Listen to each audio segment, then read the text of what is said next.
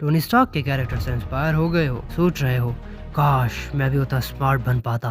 आखिर कैसे? मेरे पास ना तो उतने रिसोर्सेस है और ना ही आईक्यू। फिकर नॉट प्राणियों, टोनी स्टार्क को एनालाइज करके हम लाए हैं ये 7 हैबिट्स जो साथ मिलके टोनी की तरह स्मार्ट बना सकती हैं और सारी ही टोनी से रिलेटेड हैं, तो आपको समझने में आसानी होगी। सभी हैबिट्स की अपनी अपनी वैल्यू है, लेकिन अकेला 5th नंबर वाली हैबिट को अडेप्ट करने से भी 50% जितना कम बन जाएगा, जो कोई छोटी बात तो नहीं है। वैसे हाँ, लास्ट में एक बोनस भी है just for you. Starting from number 1, ignite your curiosity. बचपन में सभी में ये कीड़ा होता है कि सब कुछ जानना है, ये क्या है, क्यों है, कैसे है। तब तो बोल दिया जाता था कि जितना कहा है उतना ही करो, ज्यादा सवाल न पूछो। पर अब समय बदल चुका है। आप ये वीडियो देख रहे हो, मतलब आपके पास एक मीडियम जैसे स्मार्टफोन या लैपटॉप के साथ ही साथ इंटरनेट का भी एक्सेस तो है ही। सो यूज इट वाइजली ना। जो आंखों और कानों को खिलाओगे, दिमाग भी उसी तरह सोचेगा। अभी भी समय है क्यूरियोसिटी को वापस जगाने का, जो कि 2024 या आने वाले इयर्स में कोई मुश्किल बात नहीं, एफर्ट्स डालने वाली बात है। क्यूरियोसिटी को एक फील्ड स्पेसिफिक नहीं हो तो बेहतर है। ऐसा क्यों कह रहा हूँ मैं, सेकेंड पॉइंट से समझो। Impress the polymath. टोनी अगर सिर्फ एक इंजीनियर होता तो वो बिजनेसमैन नहीं बेरोजगार होता। वो फिजिक्स, कोडिंग और इवन बिजनेस के मामले में भी मास्टर था। तभी तो स्टार्क इंडस्ट्रीज ने उसकी लीडरशिप में काफी तरक्की की। इवन जब उसने वेपन्स बनाना छोड़ दिए थे तब सडन बैकलैश तो मिला था वैसे, लेकिन समय के साथ सब वापस ठीक हो गया। वहीं प्रेजेंट की बात की जाए तो मल्टीपल फील्ड्स में मॉडरेट से ऊपर होना काफी फायदेमंद है। लेकिन इसमें भी एक गलती कर ही देते हैं प्राणी लोग, जो है मल्टीटास्किंग। इसको कैसे टैकल करें, थर्ड पॉइंट से समझो। Sharpen your focus. फोकस एक ऐसी ओवररेटेड चीज है जिसके सरफेस लेवल हर कोई जानता है, लेकिन डीपर लेवल कुछ रेयर बंदों को ही पता होती है। तो हम सरफेस लेवल की बात ना करते हुए थोड़ी गहराइयों में चलते हैं। इमेजिन करो आप एक अंधेरे कमरे में हो, आपके आसपास काफी सारा सामान है, आपको अभी तक कुछ नहीं दिख रहा था, लेकिन फिर आपने फ्लैशलाइट ऑन करी और एक कुर्सी की तरफ पॉइंट कर दी। अब आपको वो कुर्सी क्लियरली दिख रही है, उसकी एक एक डिटेल आपका दिमाग प्रोसेस कर पा रहा है। ये है फोकस। लेकिन अब उस फ्लैशलाइट में एक फॉल्ट आ गया है, जिसकी वजह से वो बार बार ऑफ ऑन हो रही है। इतनी लगातार ऑफ ऑन होने के कारण आपका दिमाग उस सामने पड़ी चीज को नहीं देख पा रहा है, समझ नहीं पा रहा है कि ये क्या हो रहा है और क्या नहीं। आंखें खुली होते हुए भी मानो बंद है।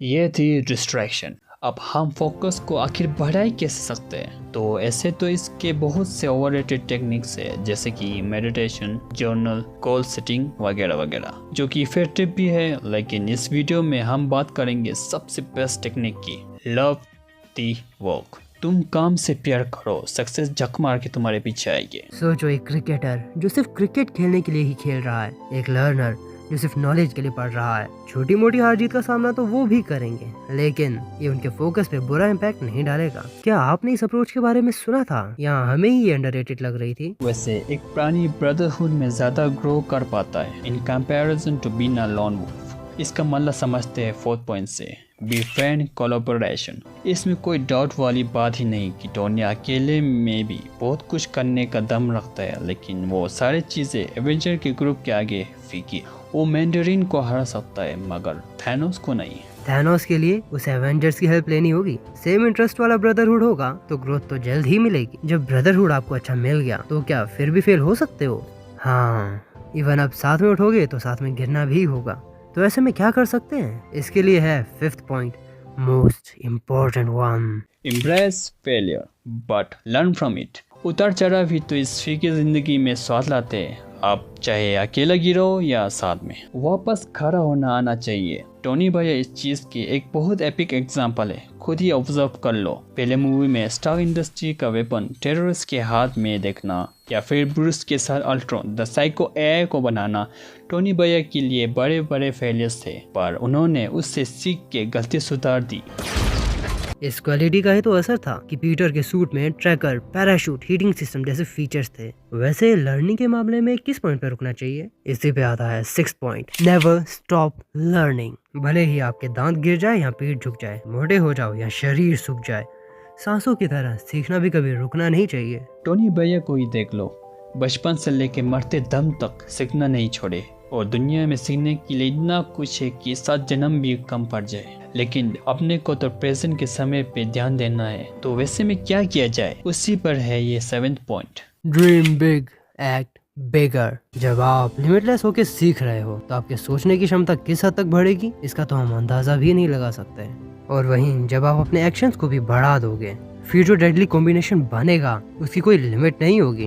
वैसे भी जिंदगी में काम किए बिना तो कुछ होना है नहीं, और जब काम करना एक अटल सत्य है तो क्यों ना ढंग का काम किया जाए। एक और बात, ये सब यूजलेस है अगर आप बोनस पॉइंट मिस कर दे, feed your mind and body. Tony भैया की ये बड़ी ही अंडररेटेड क्वालिटी है। अगर आपको आयरन मैन 3 का ये सीन याद हो तो थोड़ा एक्सप्लेन कर दो कि कोई भी रैंडम प्राणी बिना सूट के ऐसी मैंडरिन के भाड़े के टट्टू से नहीं लड़ सकता था, लेकिन टोनी भैया उन्होंने जिस तरह इनको पेला मुझे बताने की जरूरत नहीं। उनके माइंड बॉडी कोऑर्डिनेशन को प्राणी लोग अंडर एस्टिमेट कर देते हैं, पर अगर ध्यान से ऑब्जर्व करोगे तो टोनी भैया ने अपने दिमाग के साथ साथ शरीर पे भी ढंग से ध्यान दिया है। बस आयरन मैन के सूट के पीछे कभी कभी उनकी फिजिकल हेल्थ पे की गई मेहनत हम एज अ व्यूअर देख नहीं पाते हैं। और हाँ, अब से हमारे चैनल पे ऐसी ही वीडियोस आएगी, तो अगर आप मार्वल कैरेक्टर के कैरेक्टर एनालिसिस में इंटरेस्टेड हो तो इस चैनल से जुड़ सकते हो। तो तब तक के लिए जस्ट सब्र।